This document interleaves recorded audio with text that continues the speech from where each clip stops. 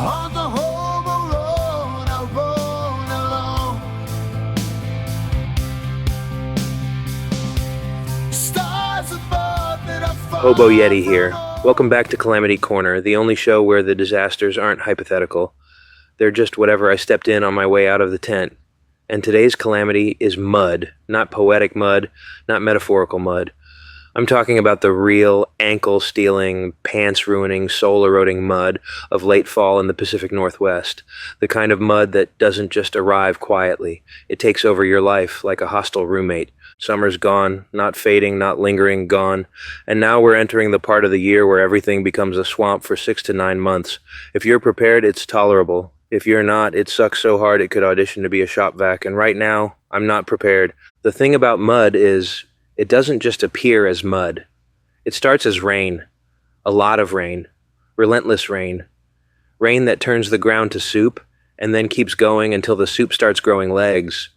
Most wooded areas have that natural top coat. Leaves, twigs, dead branches, all that debris that keeps the moisture somewhat under control.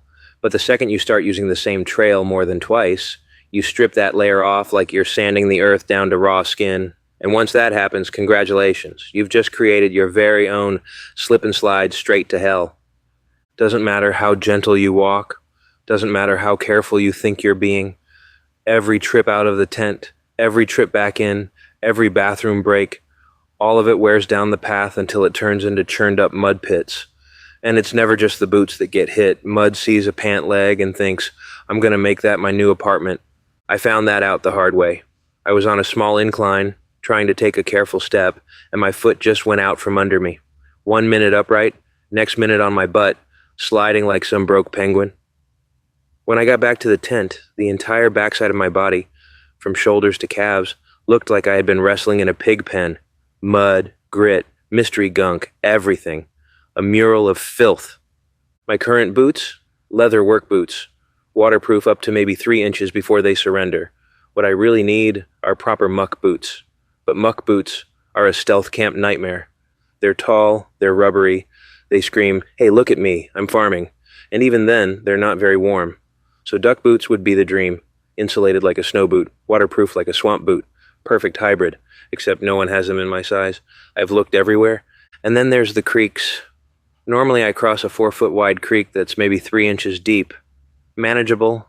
Today after the storms, that creek turned into a budget Amazon river. 8 feet across, 8 inches deep, and moving just enough to make me question all my life choices. I waded through it because what else am I going to do? Teleport? But once your socks soak, the day is basically over. Wet feet are a psychological defeat. You can try to tough it out, but your brain knows. And even if you escape the creeks and puddles, the mud still finds you. Stepping in little pits, brushing mud onto calves when you climb over logs, dragging grime up your pants as you duck under branches. One pant leg taps the other and boom. Cross-contamination.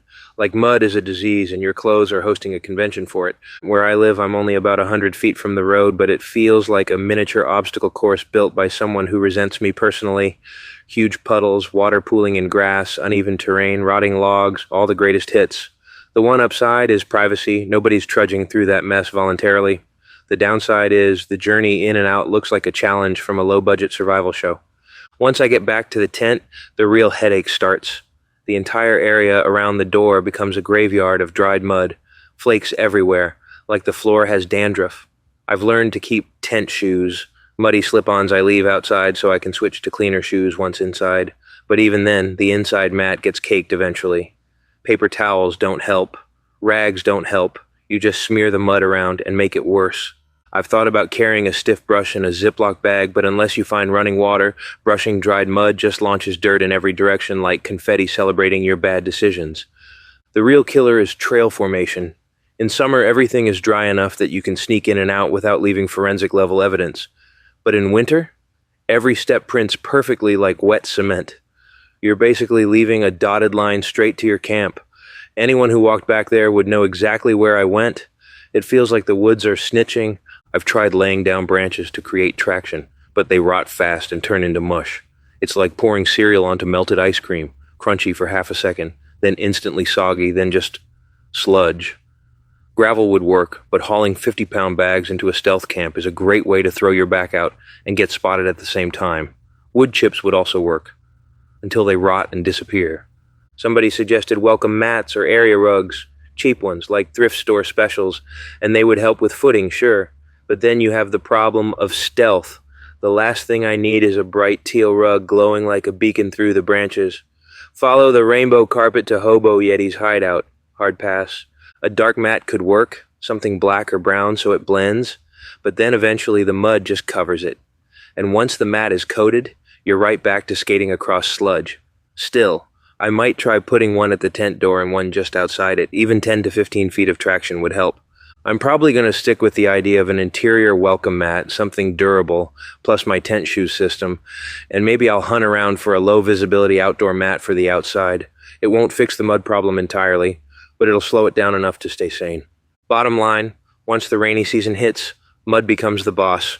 You don't beat it, you manage it, you accept it, you strategize around it, and you try to keep your entire life from turning the same color as the forest floor. This has been Calamity Corner, where I suffer so you don't have to. See you next breakdown.